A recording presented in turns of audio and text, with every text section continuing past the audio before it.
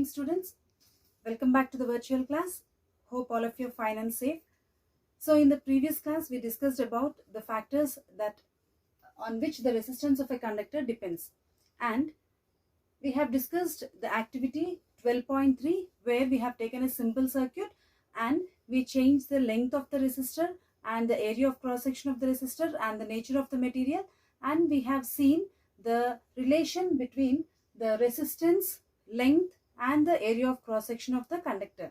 So from activity 12.3, the resistance R is directly proportional to the length of the conductor, and as the length of the conductor increases, the resistance also increases, and as the resistance increases, the area of cross section decreases. That is, they are inversely proportional to each other.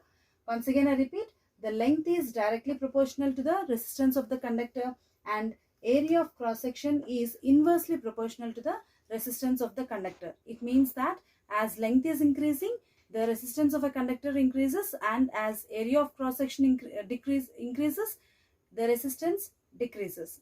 So from these two equations, we can derive a single combined equation. R is directly proportional to L by A. So to remove this proportionality symbol, we require to add a proportionality constant. Here we are taking the proportionality constant as rho. So R is equal to rho L by A. R is equal to rho into L by A. This is the final equation to show the relation between the resistance, length of the conductor and the area of cross section of the conductor. So what is this rho here? The rho is the proportionality constant used in this equation and it is called as rho. This rho RHO is nothing but the electrical resistivity. Coming to the SI units, you know very well what are the SI units, the standard units. The resistance R, the SI unit is ohm, and length is measured in meters. Area of cross section A is measured in meter square, and electrical resistivity rho. We need to find the SI unit of electrical resistivity rho. This is a new variable. So here R is equal to rho L by A. This is the equation here we have derived. From this, make rho as the subject. So when you make rho as a subject, rho is equal to RA by L. R is the resistance. So the SI unit of resistance is ohm. SI unit of area of cross section is meter square, and SI unit of length is meter. When you cancel meter and meter here, we have ohm meter. So the SI unit of rho is ohm meter.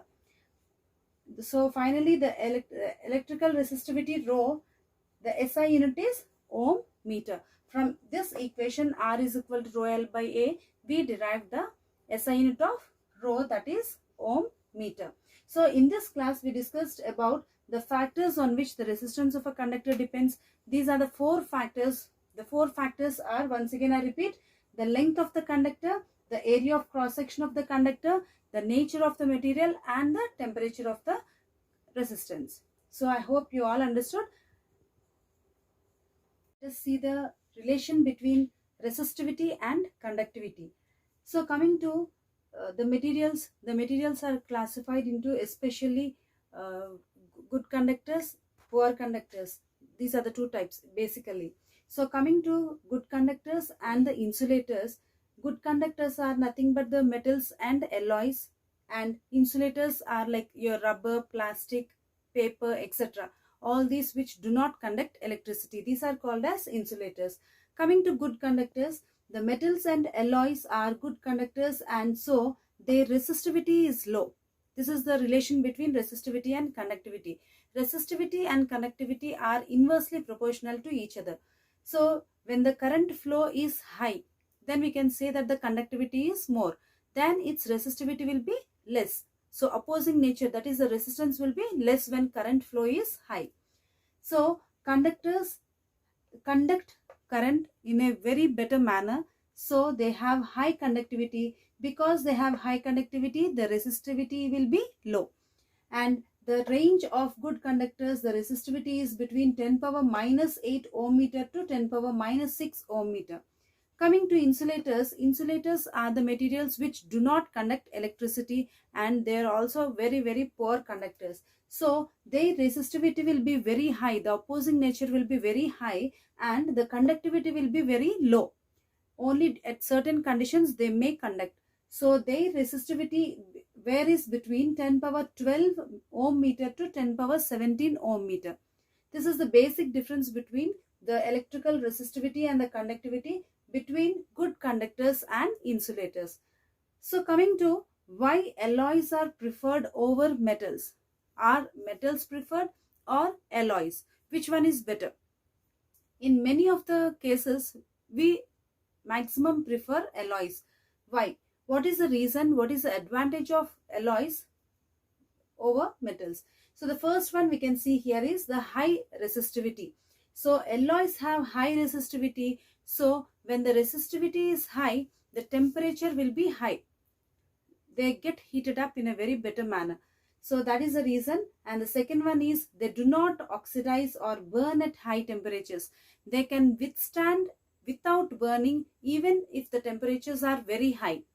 And the next one is they are stronger, harder and resistant to corrosion. They are very strong, they will not easily break, and they are harder and they will not corrode very easily. Corrosion. So due to all these three factors, alloys are much preferred than metals.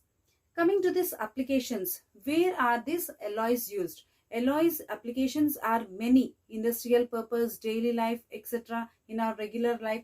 So many applications we have. Let us see few of the applications here. Coming to tungsten. Tungsten is one of the alloy which is used in filaments of electric bulb. So if you see the electric bulb, this electric bulb consists of a filament where it is made up of an alloy called tungsten. Because of its high resistivity, the heat, it gets heated up and then it glows. Coming to the electrical heating devices like iron press and toaster. Your iron press and the toasters, they also contain this alloys where they get heated up very fast because of their high resistivity. And though the temperature is high, they will not melt, they will not burn. And we can see nichrome wire being used in heating elements like heaters, hair dryers, heat guns, etc. This nichrome is also an alloy which is a combination of different metals like nickel, chromium, manganese and magnesium. So all these alloys are very, very useful in our daily life, and this is what is all about your conductors and insulators and alloys and metals. So we will meet in the next class with the next topic.